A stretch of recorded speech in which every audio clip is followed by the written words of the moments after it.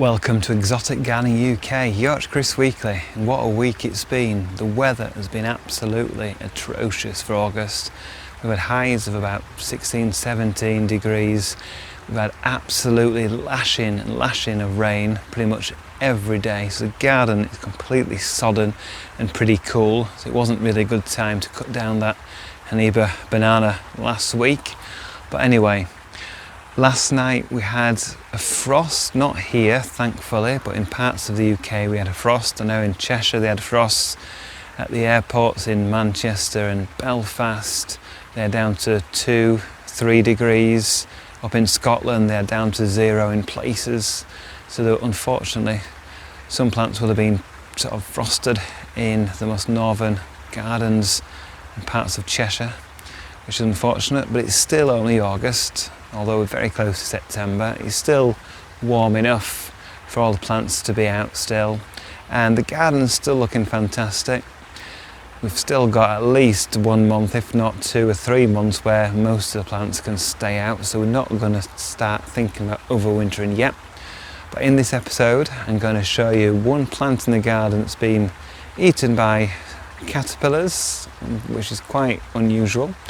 And for the most part we're going to be looking at the greenhouse project of levelling that floor. Right, it's now time to clear the garage stroke greenhouse so we can prepare the floor. And I cleared a lot of the rubbish, not the worst stuff, out a few weeks ago, but still a lot of stuff that we had to take out on a temporary basis.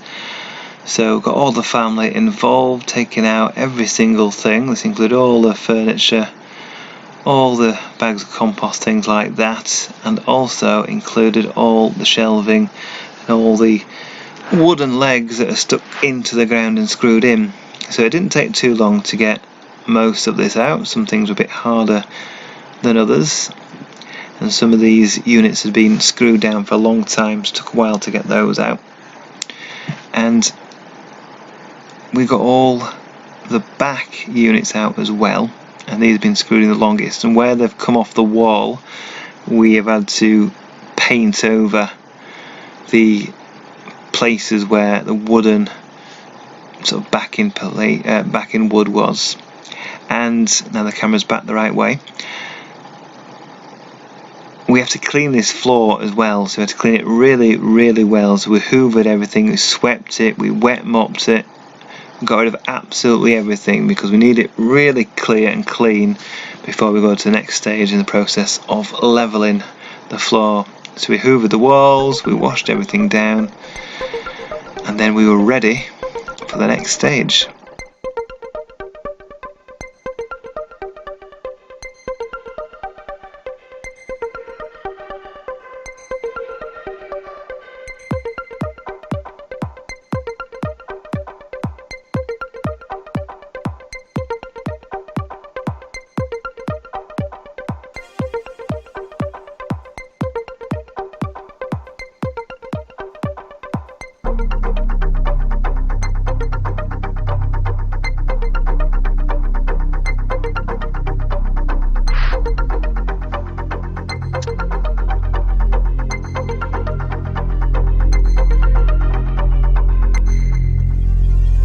The next stage is to put down some acrylic primer, which we put in a bucket.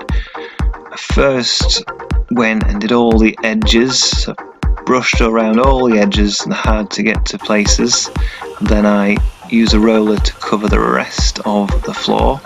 And where the garage door is, I put in some foam down, that expandable foam, all the way along the edge of the garage where the garage door would meet the ground, so that when we pour the self-leveling fluid it wouldn't run out of the garage basically. So the garage pretty much has got about 7 or 8 millimeter drop from the front to the back, and it's pretty level left to right, which is great. So I bought, I think, about 11 bags of 20 kilograms of self-leveling fluid. We started pouring this. We had a bit of a system going so that I was doing all the mixing, my daughter pouring the water to the exact level, and my wife was doing the actual sort of helping out the self-leveling fluid. Although it does self-level, it needs a bit of a hand just to flow into the corners and things like that. So it's using an older rake to do that. Now the trouble with mixing it, I'm using this paddle mixer to mix it, but the trouble is my drill that was attached to the paddle mixer basically blew up. It was smoking for ages. See the grey drill I've got there?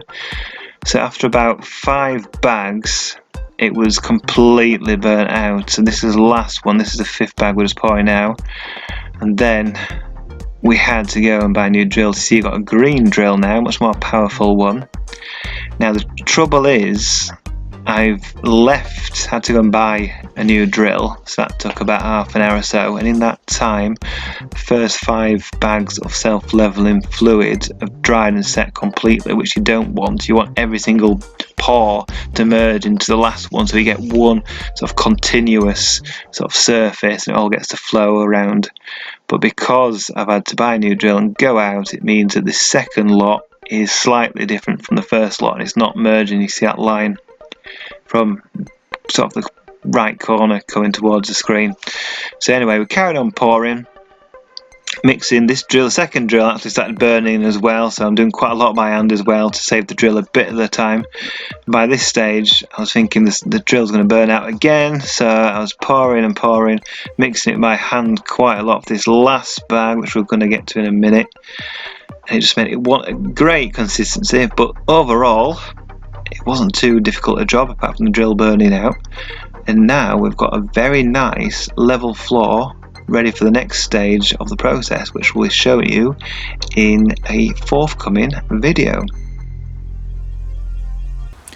Now these wonderful Cleomes flowers, these spider flowers that come in these violet purple colours and sometimes white, are not members of the brassica family, but we do have cabbage white butterflies, large white butterflies in this instance, feeding on the leaves and the seed pods, which is quite unusual because they don't smell at all mustardy like cabbages and cauliflowers and nasturtiums and things like that.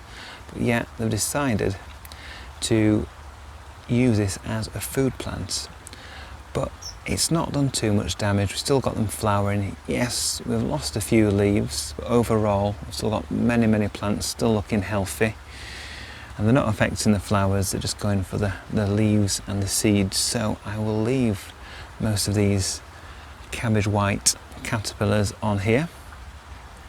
And I don't use any pesticides or anything in the garden. It's completely organic in that sense. So I do use a bit of fertiliser, but I don't use any sprays or slug pellets or anything like that out in the garden. And as you can see, everything's looking pretty good. Everything's looking lush. Yes, there's a bit of damage to plants like the Cleomes, but overall everything is looking pretty healthy. And that's the way I like to garden.